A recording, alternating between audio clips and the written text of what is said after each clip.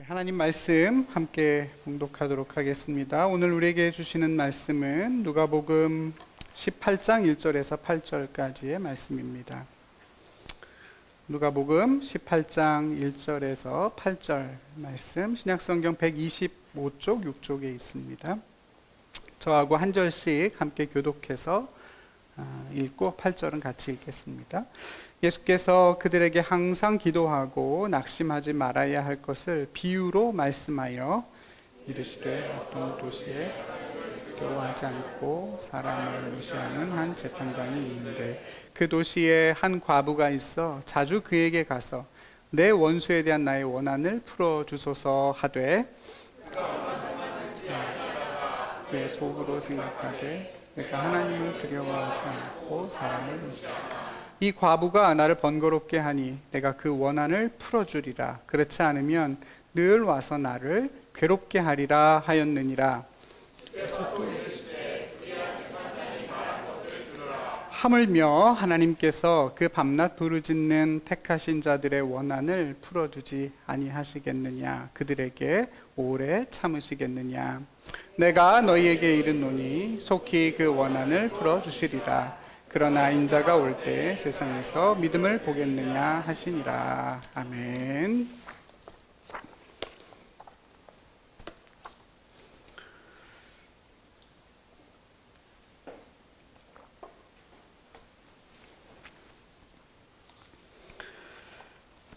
오늘 본문 7절에 밤낮 부르짖는 택하신 자들을 오늘 말씀의 제목으로 삼습니다. 이 말씀이 저와 여러분의 삶이 되기를 바랍니다. 하나님의 나라가 언제 오겠느냐 하는 바리새인들의 질문에 대해서 예수님께서는 바로 주님 당신을 통해서 하나님의 나라가 지금 너희 앞에 와 있다. 손을 뻗으면 닿을 만큼 가까운 곳에 하나님의 나라가 와 있으니 그 나라를 침노하고 들어가라 그랬습니다. 그리고 제자들에게는 미혹되지 말라 이런 말씀을 하셨죠. 그 나라를 이미 붙잡고 살아가고 있는 사람들, 그리고 그 누구보다 그 나라가 빨리 완성되기를 바라는 제자들은 그 간절한 만큼이나 쉽게 미혹될 수가 있으니 하나님의 나라가 여기 있다 저기 있다 하는 그런 말들에 넘어가지 말고 다만 지금 매일의 일상의 순간순간을 인자의 날을 기다리는 인자의 때로 여기면서 깨어있는 삶을 살아라 그랬습니다. 뒤로 돌이키지 말아라 하는 말씀도 하셨죠. 충실하게 우리의 일상의 삶들을 살아내면서도 언제든 그 일상을 멈추고 인자의 날을 기쁘게 맞이할 수 있는 그런 마음가짐과 삶의 태도로 살아가라. 그래야 이 땅에서 하나님의 나라를 놓치지 않고 누릴 수 있다 그랬습니다. 그 대화가 계속해서 18장으로 넘어와서도 이어지고 있습니다. 오늘 1절에 보면 예수께서 그들에게 비유로 말씀하여 이르시되 그랬습니다. 근데 이 부분을 문자 그대로 원문 그대로 번역하면 그리고 주님은 그들에게 비유를 말하고 있었다 이렇게 됩니다. 그리고 주님은 그들에게 비유를 말하고 있었다. 그러니까 앞부분하고의 연결이 훨씬 더 강하게 느껴지는 겁니다. 제자들에게 말씀하셨다 이렇게 다시 말하지 않고 그들에게 말씀하셨다 이렇게 명사가 아니라 대명사를 사용하시는 이유도 앞에 17장의 그 내용과 맥락이 그대로 이어지고 있다 하는 것을 강조하기 위함일 겁니다. 본문의 내용과 앞의 내용이 아주 긴밀하게 연결되어 있다 하는 또 다른 중요한 단서는 오늘 우리가 읽은 본문 마지막 제8절에 나옵니다. 모든 비유를 다 마치신 예수님께서 그러나 인자가 올 때 믿음을 보겠느냐 그랬습니다. 지난주의 말씀을 우리가 염두에 두고 보면 여기서 눈에 확 들어오는 구절이 하나 있지요. 바로 인자가 올 때입니다. 인자가 올 때입니다. 지난주에는 인자의 날, 인자의 때라고 했는데 여기에서 예수님은 인자가 올 때라고 다시 표현해 주십니다. 그러니까 오늘 이 말씀도 인자의 때, 하나님 나라와 인자의 날이라고 하는 앞에서 다루었던 그 주제가 계속 반복이 되고 있다 하는 것을 우리가 알 수 있습니다. 여전히 예수님의 초점은 인자의 날을 기다리는 제자들이 어떻게 인자의 때를 이 세상에서 살아갈 수 있느냐 하는 거죠. 그러니까 이 맥락을 우리가 놓치지 않고 이 말씀을 읽어야 본문을 바르게 이해할 수가 있습니다. 예수님의 오늘 이 비유는 아마 다 한 번쯤은 들어보셨을 겁니다. 한 도시에 불의한 재판장이 있는데 과부가 가서 자기 억울함을 풀어달라고 계속 간청합니다. 재판장이 처음에는 안 듣다가 나중에 하도 번거로우니까 어쩔 수 없이 과부의 원한을 풀어주지요. 불의한 재판장도 그러는데 하물며 하나님은 어떻겠느냐, 택하신 자들의 밤낮 부르짖는 그 기도를 반드시 응답해 주실 테니까 포기하지 말고 끝까지 기도해라 하는 얘기입니다. 어렵지 않죠? 네, 사실 이 비유는 그 비유의 의미가 비유 맨 앞에 다 밝혀진 채로 시작이 되는 아주 독특한 구조로 되어 있습니다. 그러니까 예수님이 비유를 말씀하시기 전에 먼저 1절에 이 비유의 의미가 다 설명되어 나옵니다. 예수께서 그들에게 항상 기도하고 낙심하지 말아야 할 것을 비유로 말씀하여 이르시되 그랬습니다. 그러니까 비유에 담겨 있는 메시지가 명확히 나오죠. 이게 무슨 얘기인지가 나옵니다. 해야 할 것 한 가지와 하지 말아야 할 것 한 가지를 가르쳐 주시면서 비유가 시작이 돼요. 여러분, 해야 될 게 뭐죠? 네, 항상 기도하는 것이고 하지 말아야 할 것은 낙심입니다.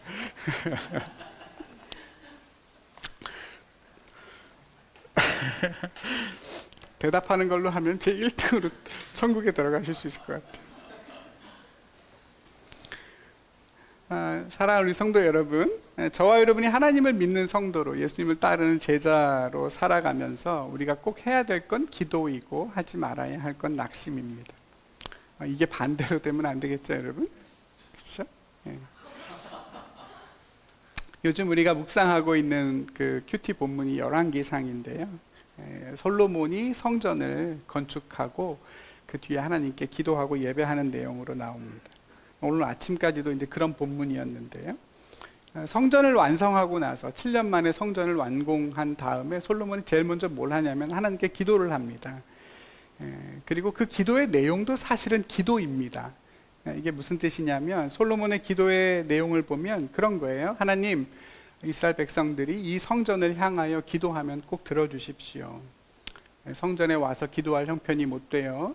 자기가 먹고 사는 집이나 회사에서 하나님 이 성전을 향하여 문을 열어놓고 기도하면 하나님 그거 꼭 들어주세요. 이것이 7년 동안 성전을 건축하고 솔로몬이 하나님께 했던 첫 기도의 내용입니다. 심지어는 이방인들도 이 성전을 향해서 기도하면 들어주세요 라고 기도하죠. 제가 말씀 묵상하면서 한 주 동안 그런 생각을 참 많이 했습니다. 아, 그렇구나. 성전이란, 교회란 기도하는 집이라고 예수님이 말씀하셨지. 만민이 모여서 기도하는 집이고 만민을 위해서 기도하는 집이 교회다 그랬어요. 그러니까 기도를 잃어버린다면 교회는, 성도는 모든 걸 다 잃어버리는 거구나 다시금 생각하게 됐습니다. 예수님 말씀하신 것처럼 기도와 낙심은 아주 미묘하게 얽혀 있습니다. 기도하지 않으면 우린 낙심하게 되고 일단 낙심에 빠지면 기도가 잘 안 됩니다. 그렇죠, 여러분? 네, 낙심하면 기도가 잘 안 나옵니다. 그러니까 어떻게 보면 기도와 낙심은 서로 정반대편에 있는 삶의 태도라고 말할 수 있습니다. 기도하고 있다면 그만큼 낙심과 멀어질 것이고 낙심하고 있다면 그만큼 기도와 멀리 있다는 얘기입니다. 어떻습니까, 여러분? 여러분은 지금 어느 쪽에 더 가까이에 계신지요? 사랑하는 우리 성도 여러분, 다시 기도를 회복하시고 낙심을 떨쳐내실 수 있기를 바랍니다. 물론 이 비유를 통해서 예수님이 하시고픈 얘기는 그때 그렇게 기도했지만 잘 안 될 때 얘기입니다. 기도했는데도 응답이 잘 안 될 때 그때 낙심하지 말아라 하는 것이죠. 여러분, 믿고 기도했는데 하나님의 응답이 없다, 낙심되지요? 그래서 어떤 분은 난 낙심하지 않기 위해서라도 기도를 안 하겠어. 근데 예수님은 그게 아니라고 하시죠? 하나님이 분명히 듣고 계시고 응답하고 계시니 낙심하지 말고 기도하라고 하십니다. 심지어는 불의한 재판장하고 하나님을 빗대어 말씀하시면서까지 이걸 강조하세요. 그 불의한 재판장도 과부의 원한을 들어주는데 하물며 하나님이 밤낮 부르짖는 그 택하신 성도들의 간구를 들어주지 않겠느냐. 물론 그 응답이 우리가 바라는 대로, 우리가 원하는 때에 늘 이루어지는 건 아니죠. 신앙이 어릴 때는 그게 가능한 것 같아요. 아이가 어리면 마트 같은 데서 막 구르고 막 생떼를 쓰면 일단은 사주게 되잖아요. 근데 하나님과 마찬가지인 것 같아요. 아주 신앙이 어릴 때는 그냥 때를 쓰면 해주시기도 해요. 그런데 이제 하나님과 조금 더 친밀해지고 좀 더 신앙이 자라면 자랄수록 소위 응답이라는 것이 그렇게 단순하고 천편일률적이지는 않다 하는 것을 우리는 깨달아가게 됩니다. 다윗이 하나님 성전을 짓고 싶어 했습니다.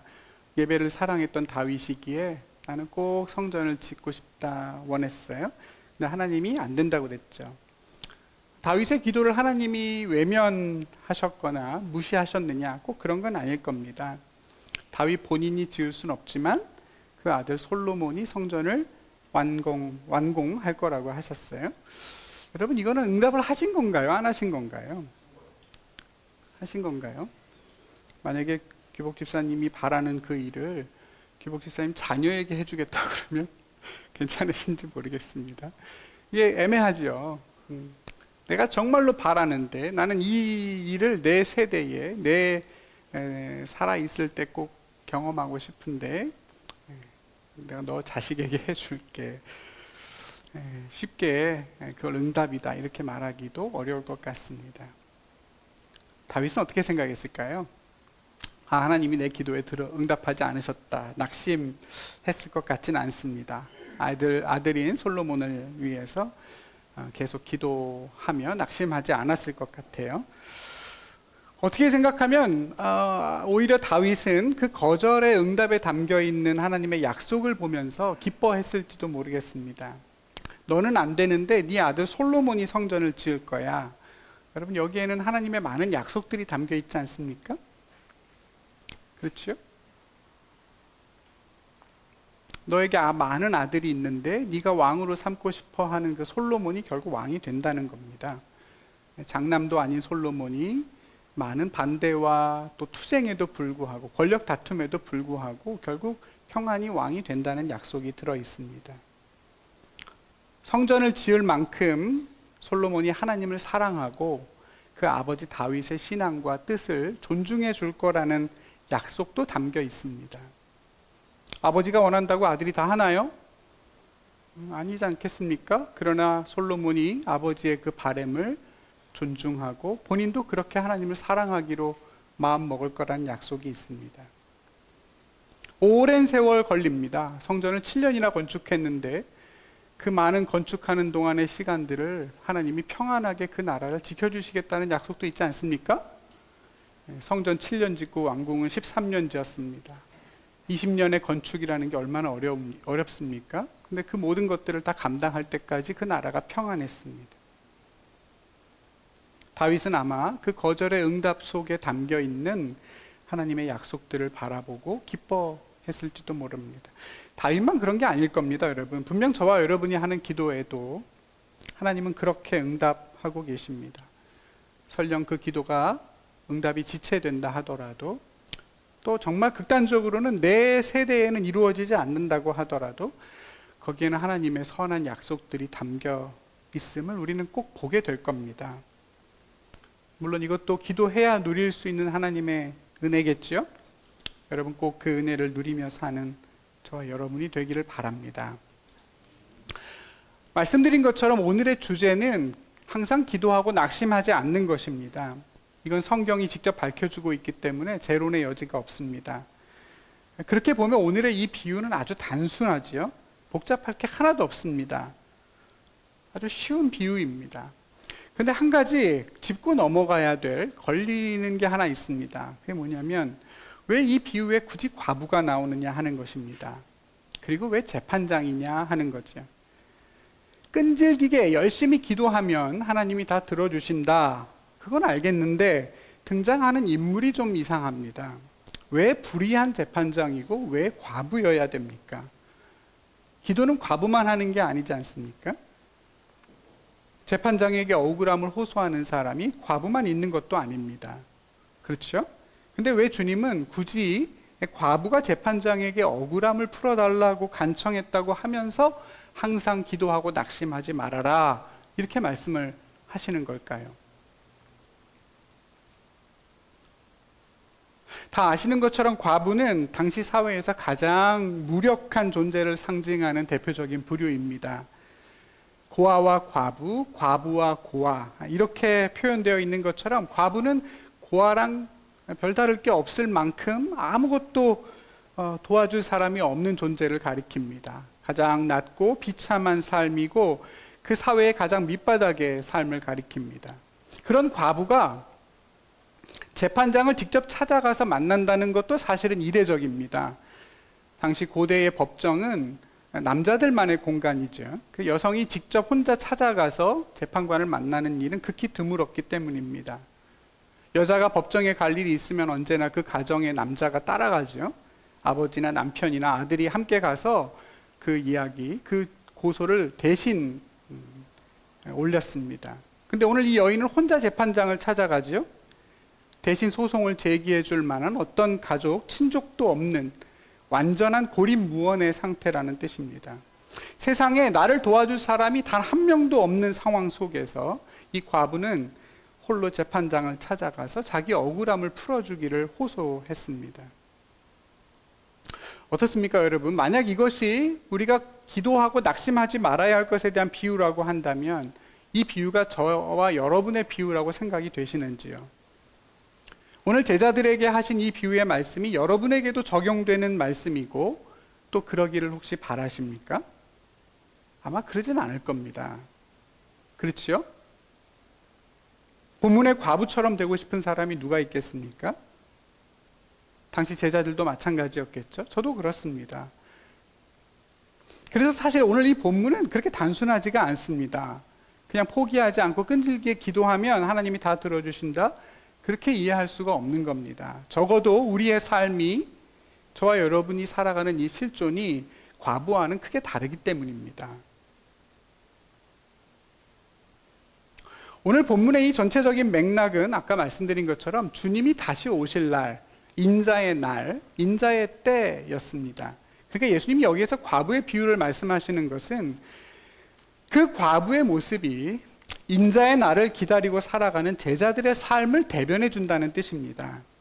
우선 이 부분을 놓치지 않는 게 중요합니다.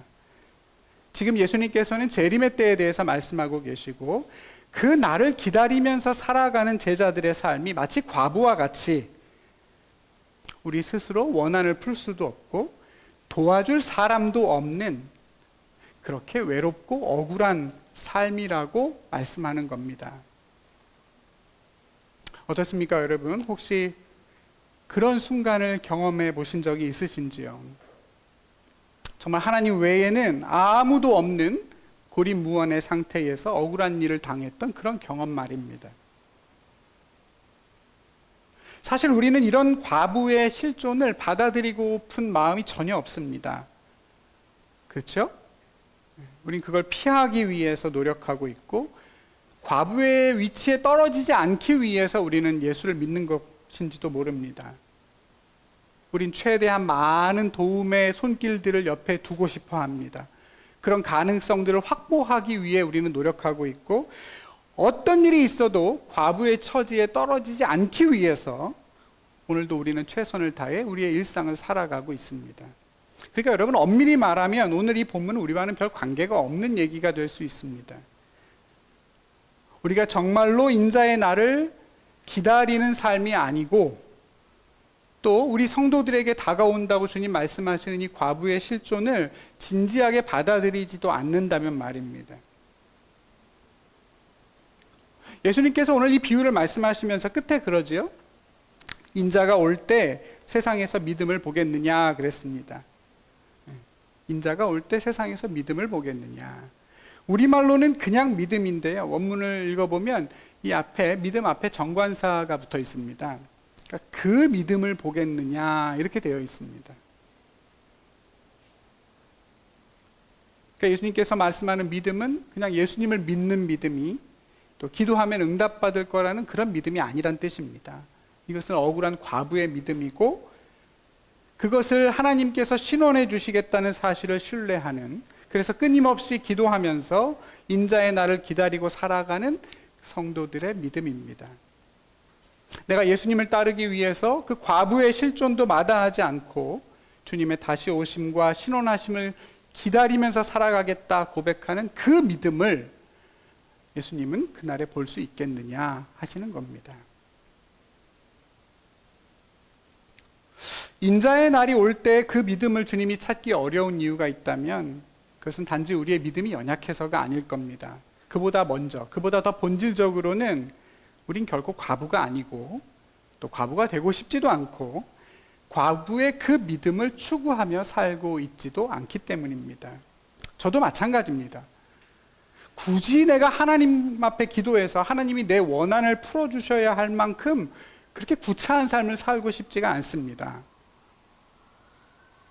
예수님 때문에 당하는 억울함이나 내가 말씀에 순종하기 위해서 겪는 불이익 같은 것들은 최대한 적게 감당하면서 살고 싶습니다.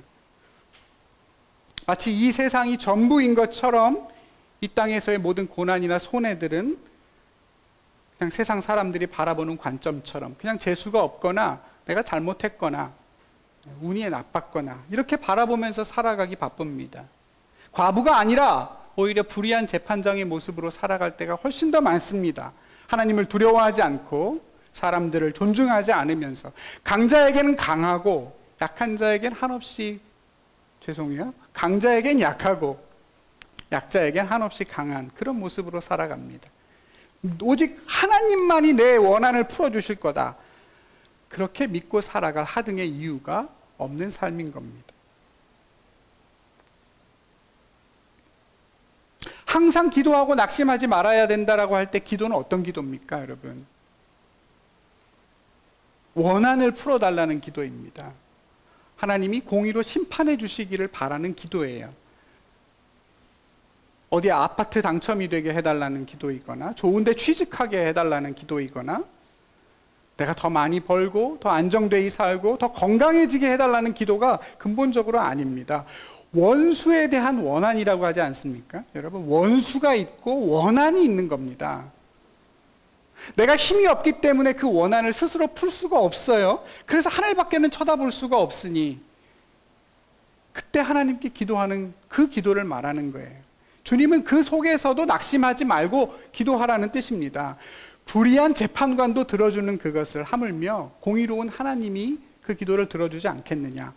기도하고 낙심하지 말아라 하는 얘기입니다. 내가 바라는 것을 위해서 끊임없이 기도하면서 결국은 하나님이 들어주실 때까지 내가 기도하리라. 하나님이 마치 재판장이 그랬던 것처럼 귀찮아서 아우 이제 그만 듣고 싶다. 야 내가 응답해 줄게. 그러니 포기하지 말고 기도해라. 여러분, 이건 진짜 뚱딴지 같은 소리입니다. 그런 얘기가 아닙니다. 그 밤낮 부르짖는 제자들의 원한을 풀어주지 않겠느냐. 귀찮아서가 아니라 그것이 택하신 자들의 원한이고 의로우신 재판장이신 하나님은 마땅히 그 원한을 풀어주심으로써 하나님이 어떤 분이신지를 드러내야 하기 때문입니다.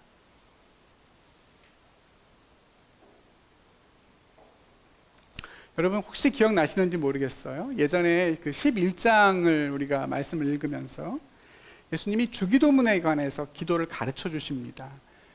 기도는 이렇게 해라 하고 나서 그 다음에 바로 어떤 비유를 하나 말씀하시는데요. 밤늦게 친구의 집에 찾아가서 떡 3덩이만 좀 달라고 부탁하는 어떤 남자에 대한 비유였습니다. 기억나시는지요? 네. 그때 예수님이 뭐라고 하셨냐면 그 밤늦게 찾아온 친구의 요청을 비록 벗됨으로는 친구라는 관계 때문에는 안 들어줄지라도 그 간청하는 것 때문에는 들어준다 그랬습니다. 근데 그때 제가 뭐라고 설교를 했냐면 이 간청함이라는 것은 간절히 청하는 간절함을 의미하는 것이 아니다 그랬습니다. 그 늦은 밤에 여기까지 찾아와서 때를 쓰니까 어쩔 수 없이 그 요청을 들어준다는 그런 뜻이 아니라 그 사람이 왜 찾아와야 했는가에 대한 얘기를 했었죠.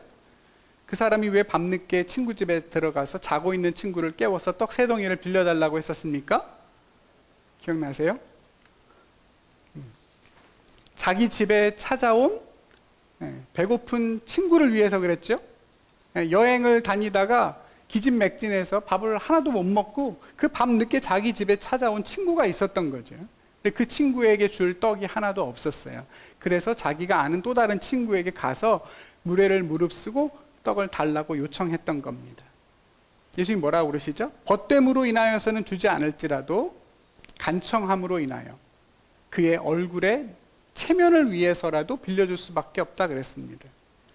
귀찮아서가 아니라 그 요구가 너무나 공의롭고 합당한 요구이기 때문에 그 요구를 들어주지 않는다고 한다면 그 떡이 있는 친구의 낯이, 그의 수치가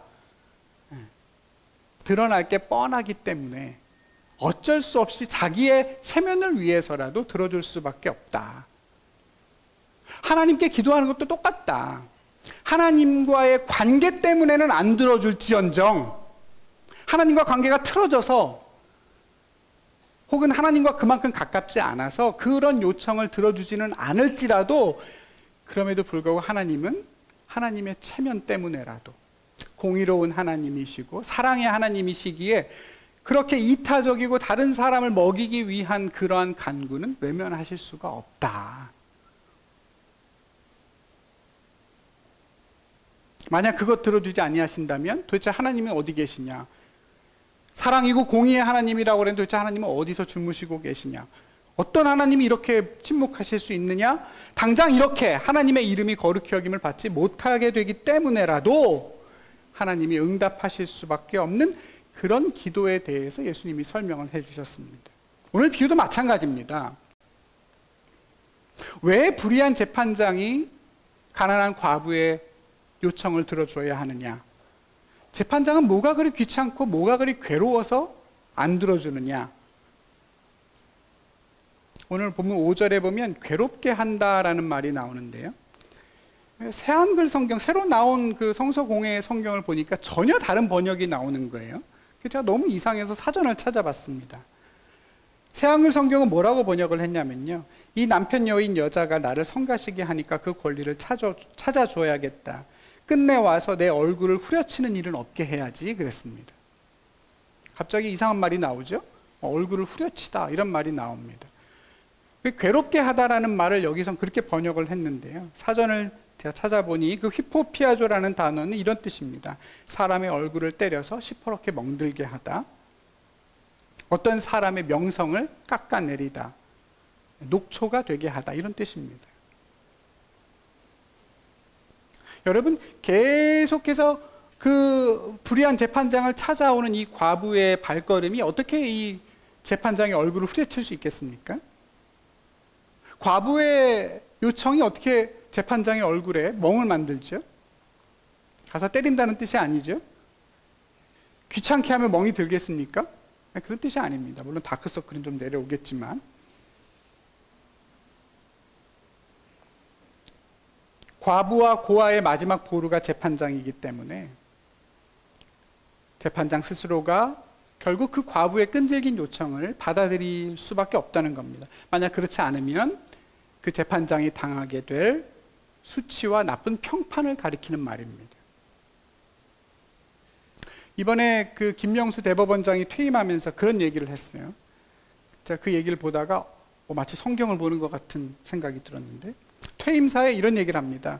법관은 소수자와 약자를 보호하는 최후의 보루로서의 역할과 사명을 혼신을 다해야 한다. 그랬습니다. 그러니까 법관들에게는 기본적으로 그런 자기의 존재 이유가 머리에 각인되어 있는 겁니다. 내 정체성이 각인되어 있어요. 아무리 불의한 재판장이라 할지라도 재판장의 존재 이유가 과부나 고아와 같은 가장 소외된 사람들을 온전하게 판단해주는, 공의를 이루는 판결을 해주는 것이 자신의 소명이라는 것은 누구나 갖고 있는 것입니다. 과부의 믿는 구석이 뭐냐? 재판장이 귀찮을 것이다. 그게 아닙니다. 그 귀찮음 너머에 진짜 이유가 있어요. 재판관으로서의 그 정체성과 체면이 있는 거죠. 계속 이 과부의 요청을 거절하다가는 그 얼굴이 시퍼렇게 멍이 듭니다. 그걸 믿고 과부가 또 찾아가는 겁니다. 하물며 공의로운 하나님께서 밤낮 부르짖는 택하신 자들의 원한을 풀어주지 않으시겠느냐. 하나님의 이름이 거룩히 여기심을 받고 하나님의 얼굴이 시퍼렇게 멍들지 않기 위해서라도 하나님 반드시 그 기도를 들어주신다는 뜻입니다. 사랑하는 우리 성도 여러분, 예수님은 제자와 성도의 삶을 과부에 빗대고 계십니다. 이 땅에서 아무도 부럽지 않게 모든 걸 다 누리고 어떤 손해나 억울한 일 하나도 없이 내 권리 내가 다 찾고 그렇게 살아가는 사람들이 저와 여러분은 아니라는 얘기입니다. 여러분 죄송하지만 그건 우리의 삶이 아닙니다. 세상은 여전히 죄와 사망의 권세 아래 신음하고 있고 그 속에서 하나님의 통치를 붙잡고 살아가는 성도들은 하나님의 나라를 위해서 어쩔 수 없이 하나님의 말씀에 순종하기 위해서 어쩔 수 없이 과부의 운명을 수없이 목도하고 경험하고 그 과부의 실존을 받아들이면서 살 수 없게 될 거라고, 살 수밖에 없게 된다고 말씀하고 계세요. 그때도 낙심하지 말고 기도하라는 거예요. 반대로 생각해 보면 그만큼 낙심하고 억울할 때가 많다는 얘기입니다. 저와 여러분 그걸 외면할 수가 없습니다. 인자의 날은 과부가 원한을 다 푸는 날입니다. 주님의 다시 오심만을 기다리면서 그것만이 나의 궁극적인 희망이고 그게 없으면 우리는 아무것도 아니란 뜻입니다. 어떻습니까, 여러분? 여러분은 그런 삶을 향해서 지금 나아가고 계시는지요? 예수를 믿는 세월이 쌓이면 쌓일수록 점점 더 그 인자의 날을 기다릴 수밖에 없는 그런 믿음의 세계로 들어가고 계시는지요? 저와 여러분이 모두가 다 과부의 운명에 떨어져야 된다는 뜻이 아닙니다. 저는 여러분의 목사로서 여러분이 정말 고난 없이 살기를 바라고 언제나 그걸 위해서 기도합니다. 혹여나 어려움이 있을 거면 차라리 저희 가정이 당하게 될지언정 우리 성도들은 그렇게 되지 말라고 기도하기도 합니다. 저뿐 아니라 아마 모든 목사들의 심정이 똑같을 겁니다. 우리 성도들의 삶이 과부의 삶이라니 천부당 만부당한 일입니다. 그런데 오늘 예수님께서는 저와 여러분이 그것을 피할 수 없을 것처럼 말씀합니다. 너희가 정말로 제자가 되어 이 땅에서 하나님의 나라를 선택하고 살고자 한다면 이런 운명을 마주할 것이다.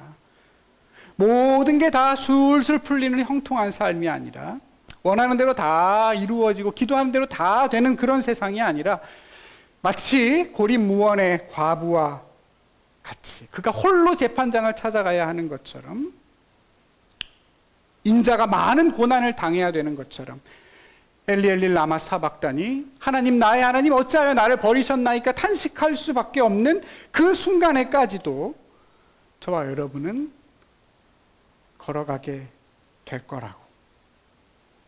그러니 그런 순간이 와도 너무 놀라지 말고 당황하지 말고 낙심하지 말고 기도하라고 얘기하시는 겁니다.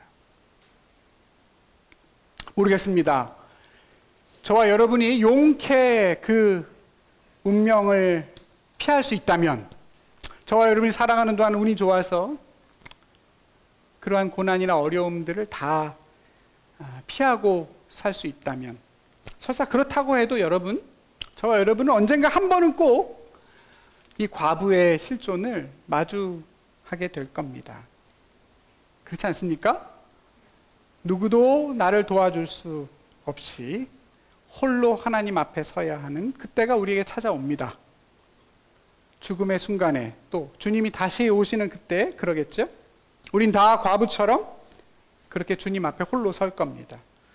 내가 사랑하고 나를 사랑하는 사람들의 도움 받을 수가 없고 나 또한 누군가의 옆에 서줄 수 없는 과부와 고아의 실존에 떨어질 때가 우리에게도 시시각각 다가오고 있습니다. 두렵지만 누구도 그 시간을 피할 수는 없습니다. 젊다고 해서 그때가 안 오는 건 아닙니다. 우리의 시간이, 우리의 삶이 화살처럼 빠르게 지나가고 있기 때문입니다. 오늘 여기 김동원 형제라고 제가 저분 대학생 때 처음 만났던 형제님이 와 계신데 그게 20년 전입니다. 20년이라니? 절대로 그렇게 느껴지지 않는 세월이죠. 근데 지나보면 모든 세월이 다 그렇습니다. 긴 것 같지만 순간입니다. 우리의 한평생도 똑같을 거예요. 다 지나고 나면 찰나와 같았다 말할 겁니다. 그렇게 먼 이야기가 아닙니다. 의로우신 재판장 앞에 저와 여러분 모두가 홀로 서야 될 때가 곧 옵니다. 과부의 운명을 두려워할 것이 아니라 그날이 반드시 우리 앞에 오게 된다는 사실을 기억하면서 하루하루를 하나님 앞에 홀로 서 있는 과부의 실존으로 살아내야 됩니다. 그러면 안전한 것입니다. 그러면 어려운 순간에도 낙심하지 않고 주님을 붙잡을 수 있을 겁니다. 죽음에서 부활하신 주님께서 우리를 고아처럼 버려두지 않겠다고, 내가 너희와 영원히 함께 계시겠다고 약속하셨고, 우리가 하나님 앞에 홀로 서는 그 순간에도 그분이 우리의 변호사가 되어, 우리의 대언자가 되어 곁에 계셔 주시겠다고 약속했기 때문입니다. 그 약속을 우리가 붙들고 살아갈 때 벼락같이 우리에게 떠오르는 생각이 하나 있습니다. 그 사실을 잊지 않고 살아갈 때 우리에게 찾아오는 한 가지 깨달음이 있을 겁니다. 그건 지금도 저와 여러분 곁에는 억울한 과부가 살고 있다는 겁니다. 나는 과부가 아니어도, 나는 아직 그 실존을 마주하고 있지 않더라도 지금 그런 운명을 견뎌내면서 그렇게 인자의 날을 기다리는 사람들이, 지체들이, 성도들이 우리 곁에 함께 숨쉬고 있다는 사실이 비로소 우리 눈에 들어오게 될 겁니다. 저는 제자들에게 오늘 예수님 말씀하신 이 말씀의 의도 중에 하나가 그거라고 생각합니다. 과부의 원한을 속히 풀어주리라, 낙심하지 않고 기도해라. 물론 그것도 있지만 이게 단순히 우리가 과부의 운명에 떨어졌을 때 하나님 앞에 기도하라는 얘기는 아닐 겁니다. 그냥 내 억울함을 위해서 기도하라는 뜻만이 아니라 지금도 하나님의 신원을 기다리고 있는 사람들을 위해 함께 기도하고, 그들과 함께 한 번이라도 더 재판장에게 찾아가서 억울함을 호소하라는 뜻이 담겨 있을 거라고 저는 믿습니다. 내 기도가 다 응답됐으니까 이젠 다 괜찮아, 난 억울한 일을 다 해결받았어, 그걸로 기도가 끝난 게 아니죠. 더는 이 도시에, 이 마을에 억울한 과부가 나오지 않을 때까지 기도해야 되고, 더는 불의한 과부가, 불의한 재판장이 과부를 무시하지 못하게 될 때까지 성도는, 교회는 그 기도를 멈추지 말라는 뜻이 아니겠습니까? 어떤 한 신학자가 고난에 대해서 이런 말을 했습니다. 이 땅에서 살아가는 삶 가운데 일어나는 고통은 우리의 도덕성을 단련하거나 인내를 가르치기 위해 하나님께서 고안하신 것이 아닙니다. 다만 우리를 당신에게로 이끌기 위해서, 또 다른 누군가의 아픔에게로 우리를 향하게 하기 위해서 그분이 잠시 우리에게 허용하신 것입니다. 사랑하는 우리 성도 여러분, 전 여러분이 결단코 과부의 실존에 떨어지는 일은 없기를 바랍니다. 그러나 혹여나, 정말 혹여나 그러한 어려움과 환난을 허락하실 때가 온다면 그것이 여러분이 하나님께로 조금 더 가까이, 그리고 누군가의 아픔에게로 조금 더 가까이 다가갈 수 있는 기회가 되기를 바랍니다. 하나님의 나라를 구하고 의를 구하느라 억울한 일 당하고 주님 말씀 쫓아 살다가 원수의 해를 받더라도 여러분 너무 마음 상해하지 마십시오. 여러분이 제대로 나아가고 있다는 뜻이고, 주님이 그 모든 것을 알고 계시고 그 성도의 고난을, 그 삶을 귀하게 여기십니다. 의로운 재판장인 여호와 하나님을 내 아버지라고 부르는 저와 여러분의 삶이, 그리고 우리 고백교회가 이 땅의 고아와 과부를 위해서 멈추지 않고 재판장에게 찾아가는 하나님의 백성들의 모임이 되기를 바랍니다. 저와 여러분의 예배와 이 기도가 그냥 내 욕망을 실현하는 수단으로 그치는 것이 아니고, 저와 여러분의 삶을 반드시 찾아올 그 마지막 주님의 손에 맡겨드리고 그 나라를 이 땅에서 구하고 살아내는 소중한 고백이 되는 그런 기도이고 그런 예배가 되기를, 그래서 저와 여러분이 그 밤낮 부르짖는 주님 말씀하시는 그 성도들이 되기를 주님의 이름으로 간절히 축복합니다. 기도하시겠습니다. 내가 너희를 고아처럼 버려두지 아니하고 세상 끝날까지 함께 하겠다고 하신 주님, 오늘도 저희를 말씀으로 인도해 주셔서 감사합니다. 과부의 그 믿음을 저희들에게도 허락해 주시고, 우리의 삶의 예배가 이 땅의 과부와 고아와 외롭고 힘든 싸움을 싸우고 있는 지체와 많은 어려움 당하는 이웃을 위해 함께 기도할 수 있는 거룩한 모임이요 공동체가 되도록 주님 도와주시옵소서. 예수님의 이름으로 기도드리옵나이다. 아멘.